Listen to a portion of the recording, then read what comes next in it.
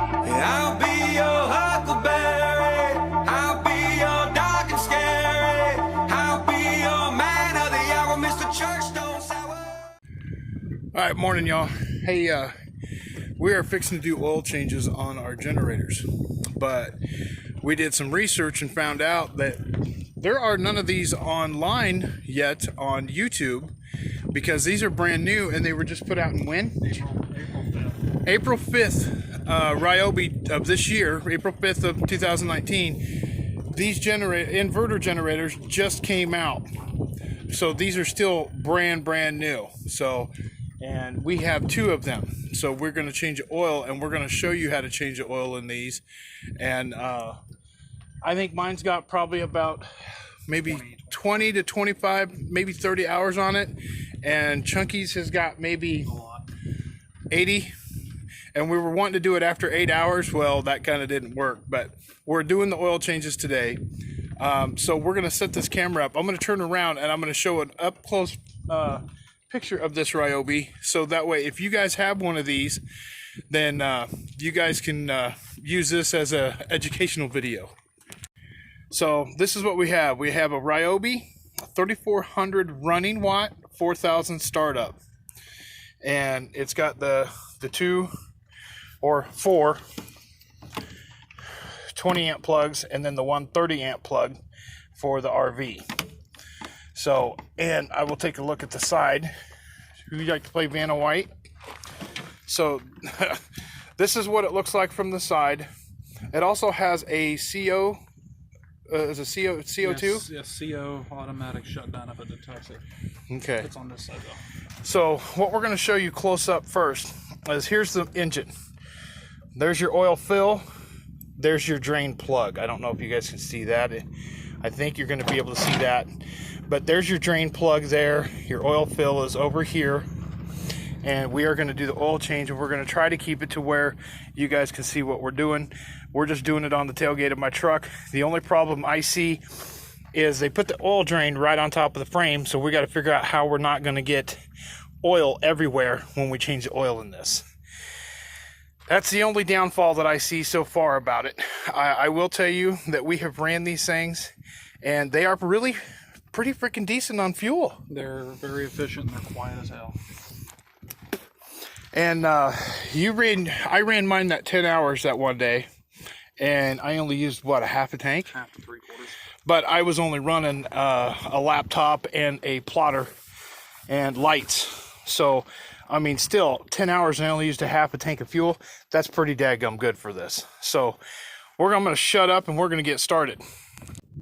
All right, we found a cottage cheese container that will work to change the oil.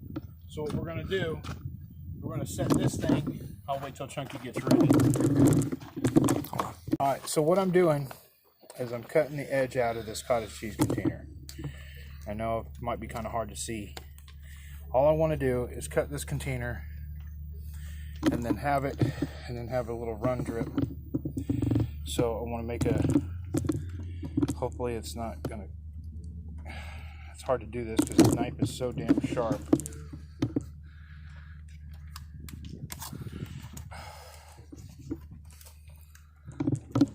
All right.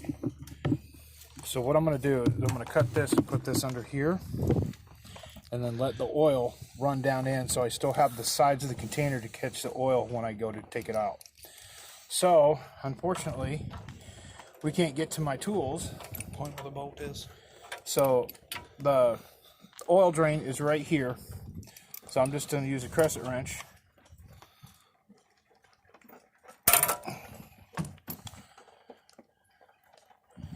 And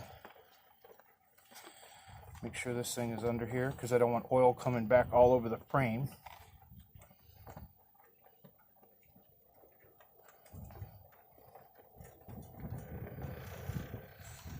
That's a long ass bolt.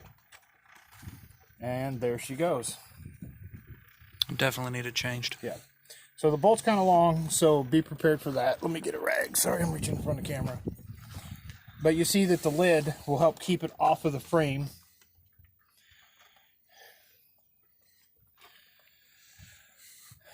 and I don't think there will be enough oil in there to fill that. I hope not. Anyway, if we are, we're going to be screwed. But then we'll have to properly dispose of the oil.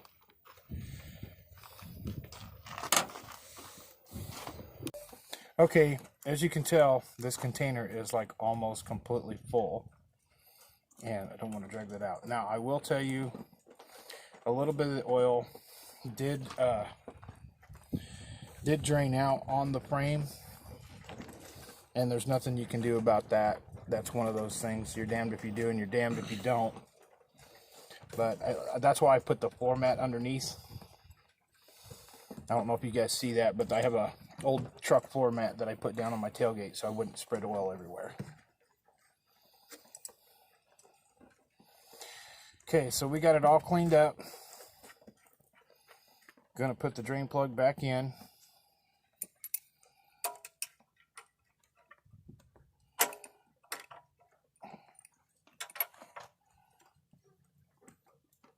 And that's about tight. I don't want to tighten it any more than that. And okay, the oil it recommends is ASE 5W30. The only thing we could find at Hell was the high mileage, and we wanted to keep it conventional. We did not want to go full synthetic, because once you go full synthetic, you can't go back the other way. We can try to keep it conventional, and then if we have to later on, we can go full synthetic. But right now, we're just trying to keep this conventional.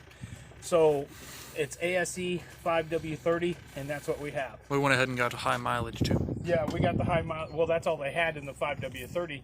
The only thing they had in the 5W30 was the full synthetic. We don't want to do that yet. Not just yet. So next thing we're going to do is we need to find a funnel so we can fill this back up with oil. So the plug's dry, the oil's drained. We got to find another container so we can dump their oil. I can't wait to see what your oil looks like, because if that's only after 20 hours, 20 to 30 hours, I can imagine what yours is going to look like. You still recording? Mm-hmm. Oh, you're not answering? We don't talk about that. All right, so you guys stay tuned. We'll be right back.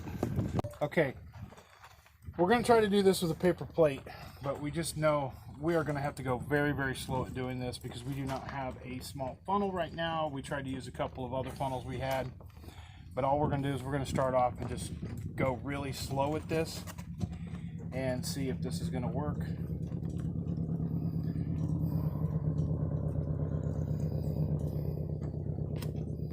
This is just going to suck. We need to find a funnel. I think today we're going to go and we're going to look for a funnel. Hold on. Okay, we're blocking off the... Okay.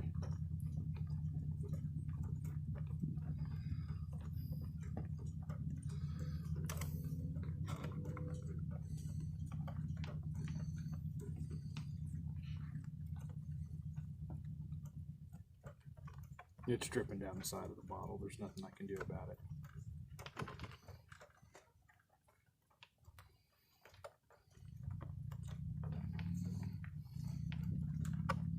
We're going to put about half of this bottle in and then check it.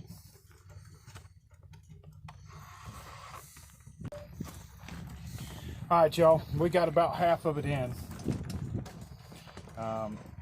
So we're going to take this off for a second. I gotta find something to set this. I don't want the plate blown away.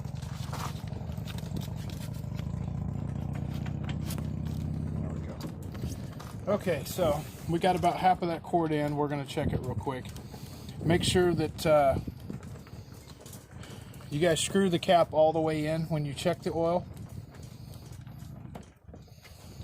And then we'll check it and see what we're at. I hate having fat fingers. And it's not reading yet at all. But I think, if I'm not mistaken, how many ounces is that?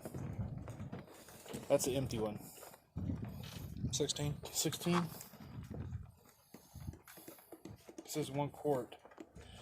Let's see how many ounces.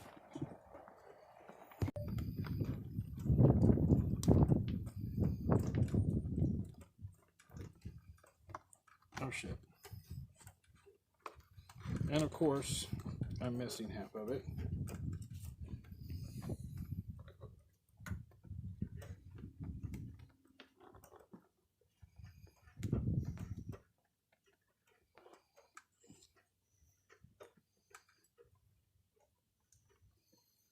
Go just a little bit more.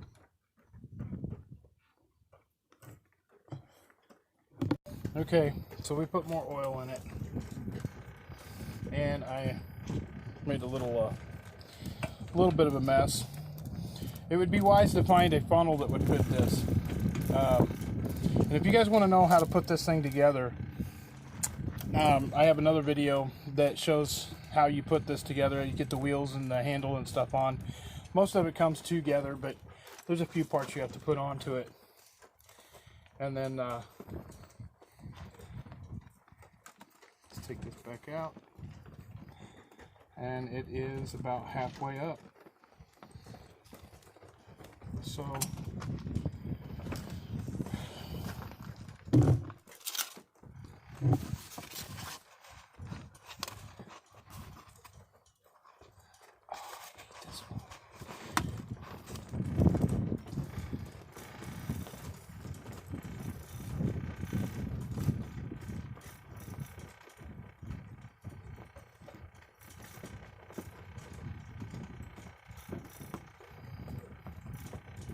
towards the end, you don't want to overfill it, so you want to go slow and check it.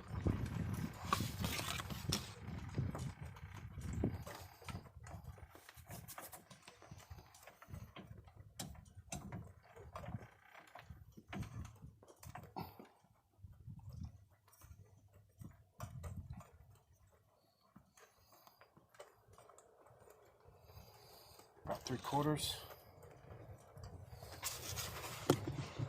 Check it. Hopefully it's one last time.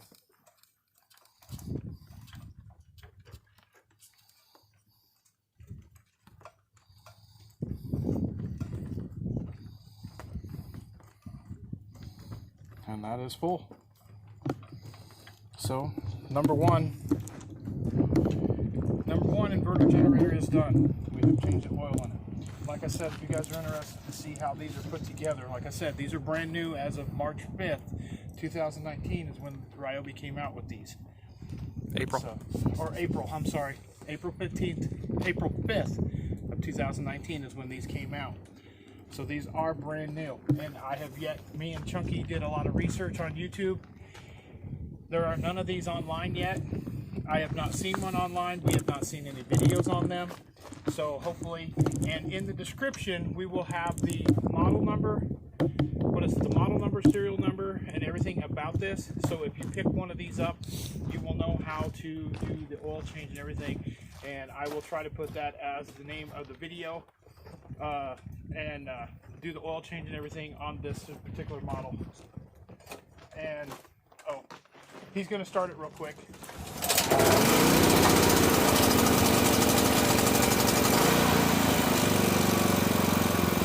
And as you can tell, this thing is still pretty damn quiet. It's not as quiet as some of the closed box inverter generators, but I'm telling you what, dude, this thing is awesome. And I never would have guessed I would have bought a Ryobi, but these Ryobis are actually really freaking nice. And I love it, and it will actually run the air conditioner in our units. It'll run the 15,000 watt generator, or 15,000 BTU generator, or air conditioner. Oh my God, I can't even talk today. So, but here's the thing. When you run the air conditioner, you pretty much can't run anything else. You can run a TV. You can run a TV, but don't try to run the microwave. Or the water heater. Or the water heater, or anything like that when you're running the air conditioner, because it doesn't work. Chunky found that out the hard way. Sorry, Chunk, I had to put you in the spotlight. But I've not yet kicked mine out. Chunky has twice. And what were you running? You're a dick. But no, I want people to know, what was it, the two things that you ran that kicked out the fuse? It was just the water heater. I had the water heater on. I was smart enough to turn not run the microwave, but it was the water heater. The water heater in the microwave? It's when I started it. You can run the water heater and everything else just fine by themselves. But the air conditioner and the water heater, too much. Oh, and the fireplace. You had the fireplace on and the water heater. They've got an electric.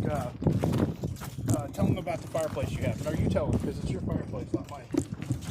It's an electric fireplace. Instead of us running, we've had a couple chilly nights out here,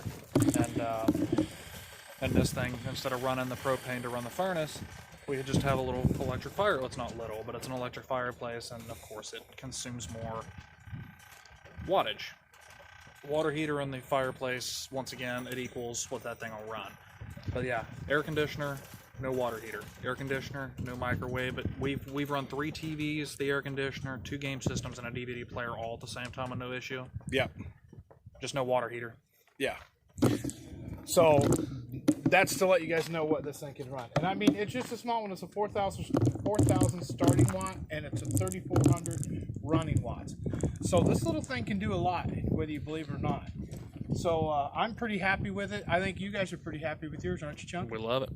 And then, I don't know if you heard his mom in the background, but she was trying to throw Chunky under the bus, too. Did you hear your mom throwing? Yeah, I heard her. All right, guys. She's answering for us. Chunky's shaking his head behind the camera. It's freaking hilarious. Anyway, we are going to do the other one. We just wanted to do one. We're not going to do both of them on camera. But we wanted you to know, and I'm going to actually put the name of this on the name of the video and the serial number and the all that crap, whatever it's called. I'll get it taken care of. Yeah, so we'll have all that stuff for you. Also, I lost my instruction or we'll put the link to the Ryobi website with the manuals and stuff yeah, as well. We'll get all that. You're going to help me with this video then, because I got to figure out how to insert that. But Ryobi has a manual online for this inverter generator, and because I don't even know what I did with mine, I can't find it anywhere. And can you find yours? Oh, you got yours. Oh, you got yours. I know I have mine. I just don't know where it's at.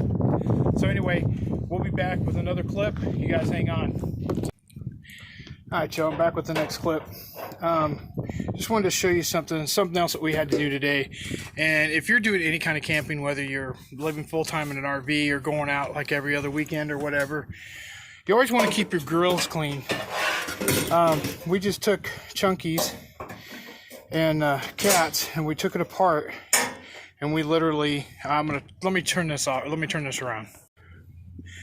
We took theirs completely apart. We took all the pieces off.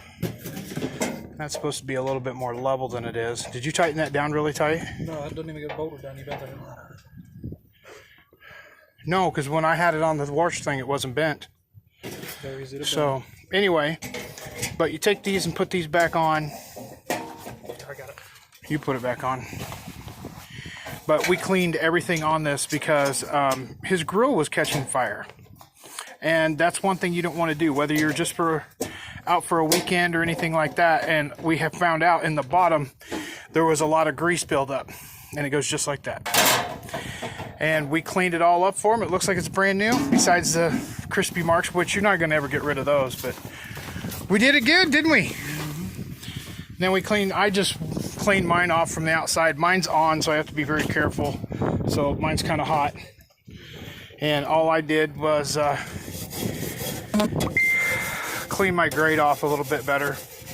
We are getting ready to have steaks tonight. But you always want to make sure you keep these things clean. Like I said, whether you're a weekend warrior or you're full-time, always keep these things clean, because it's not going to take much for a big-ass fire to start. So anyway, so we got everything done. We got that one cleaned up, got that one completely done. You feel better about your grill being cleaned? Well, when it almost set the place on fire last night, I walked around the corner and shot 4-foot flames outside. It was completely full of grease, wasn't it? It was, yeah, and that's just after a few uses here. Yeah. So we'll have to keep an eye on that. So anyway, you want to say goodbye? Bye, y'all. All right. Later, guys.